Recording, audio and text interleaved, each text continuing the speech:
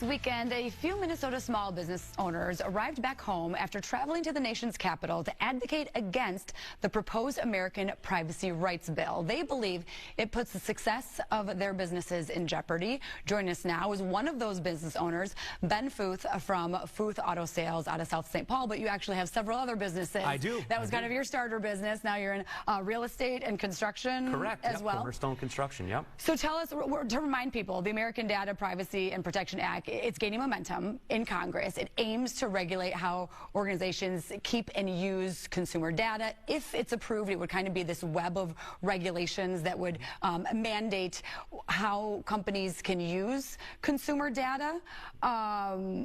Tell me your perspective, how you use digital advertising and what part of this bill you're concerned about. Correct. And I mean, to be clear, all of us are concerned about data privacy. I mean, that's a big concern nationwide for small businesses as well.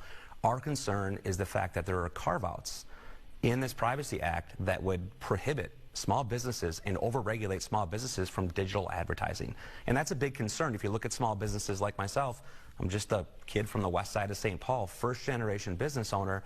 I built my entire existence around digital advertising. So think of all your social media platforms, Facebook, Instagram, Google, tons and tons of platforms that leveled the playing field for small business owners. And, you know, started with just a little bit. Now I own multiple companies. And, you know, my big ask is that lawmakers just take a step back, acknowledging data privacy, but also recognizing that the small business owners are the fabric and the backbone of our country.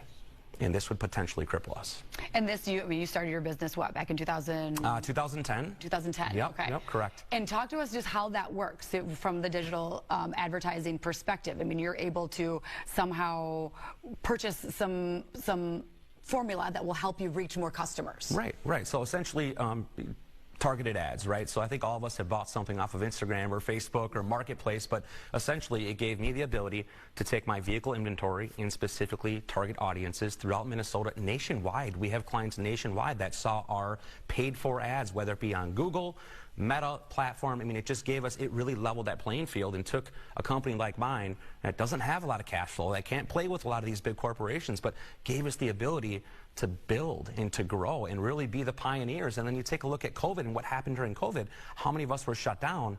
Well, now we have that digital reach, right? So it kept a lot of us open, a lot of us flourishing through COVID. And in my case, gave me the opportunity to extend into multiple different industries and now have over 30 people, 30 employees that rely on my company. So, well, I know you are back from visiting DC along with a couple of other business owners. Who else did you go with? And you kind of went through Internet for Growth, which is a lobbying company. But who went with you? Yeah, so Firefighter Handyman, they're based out of the Minnetonka area, kind of West Metro, and they basically employ firefighters to do handyman work. So they use digital marketing for not only just, you know, finding customers, but also find other firefighters to help them do their work. And then the other company was called Uncle Charlie, local digital marketing company that is that in-between for businesses like me and some of those big platforms and helps them grow and extend their reach.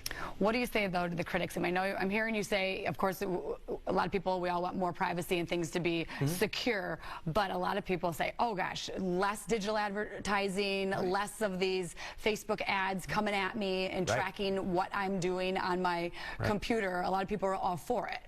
So what do you say to the critics who just want things to be tightened up a lot? Right. The critics, we're with you. We just want to be tightened up equally with all the other corporations. We want a level playing field. We are all for regulations and considerations, but we want to be on the same playing field. We want the state and the federal government to be cohesive, and we just want to have the same opportunities as any other business out there. At the end of the day, it's freedom, the American dream. I'm sitting here because of the American dream, because of these opportunities that our country provided. I don't want special carve-outs that are going to limit my restrictions to digital advertising in any shape or form. Yeah, and so obviously it's proposed at this point. We'll see where the bill goes, but it is gaining momentum, so that's why you're out there talking about it. All right, Ben Footh, thank you. We appreciate your time. Thank you for having me. Jared, over to you. Look at that, right on 9.